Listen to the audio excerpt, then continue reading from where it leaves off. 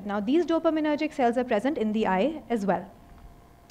So when you look at literature, there's a lot of interest regarding Parkinson's disease and the retina. So as you can see in the first paper that I've highlighted, this paper actually recommended that idiopathic Parkinsonism disease should be considered as a differential diagnosis for glaucoma in patients who had retinal nerve fiber layer thinning. Now, the second paper is from a neurology journal which said that it wanted to use the peripapillary RNFL as a biomarker to detect the onset and the progression of Parkinsonism. So this led us to our research question, which was, is there a correlation between retinal thickness and Parkinson's? So we recruited 11 patients. So this was 22 eyes of 11 MRI-confirmed Parkinson's patients. So these were referred by a neurologist. The important thing to remember here is all these patients, they had no visual symptoms or ocular comorbidities based on the Hohen and the with the structure with the OCT and the retinal structure. We looked at the peripapillary thickness. For the function, we looked at the arterial saturation, the venous saturation, and the AVST.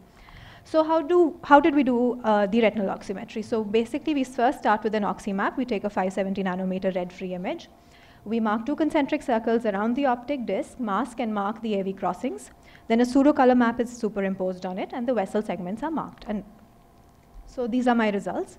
So when we look at the retinal structure parameters, we look at the PRNFL, which is 103, macular thickness is 274, the retinal functional parameters, the AVS, the arterial saturation, the venous saturation, the AVST, they more or less form within the normal. So we found no significant difference from the normal, so this was important. But when we looked at the levodopa equivalent dosage and the retinal saturation levels, there was an inverse correlation. But the important thing to remember here is all our patients, they were on levodopa and none of them were treatment naive. So it leads us to the question, what is the importance of OCT?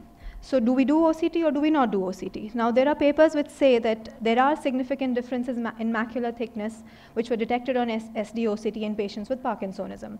As well as there was reduced foveal thickness in patients, but which was not found to be statistically different, but it correlated with the severity of the disease. On the other hand, there have been studies which have said that in patients who had reduction in visual acuity as well as contrast sensitivity, but they did not detect any difference in the retinal thickness. So this is also what we found in our study. The structure and the function did not vary from normal.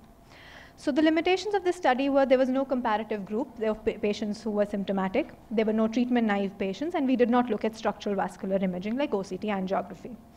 So how does this translate into our clinical practice? So before subjecting every patient of Parkinsonism to OCT, we should ascertain its role. So where do we go from here? So there are multiple papers which have been published in Neuro PMC as well as in neurology journals which say that we should look at the electrical activity of the dopaminergic neurons, look at their neurotransmission, and then look for the role of OCT angiography before proceeding with OCT in Parkinsonism disease. Thank you.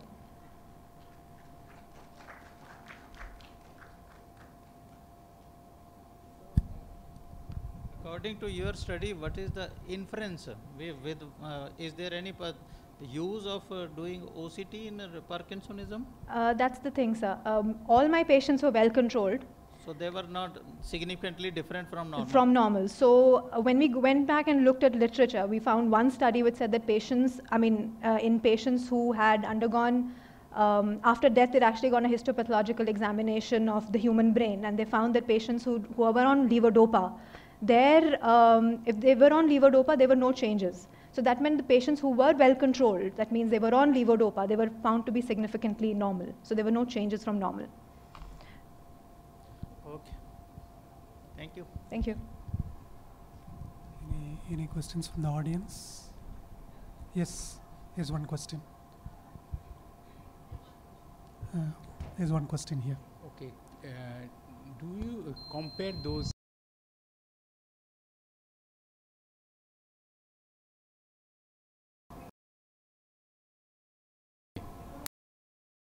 just see the postmortem is a US study, okay? There are a lot of evidence which layer of okay, and what are the other neurotransmitter with the Parkinson, Alzheimer, yes, which are expressed there. Exactly. Okay, you get an idea. We could have done that.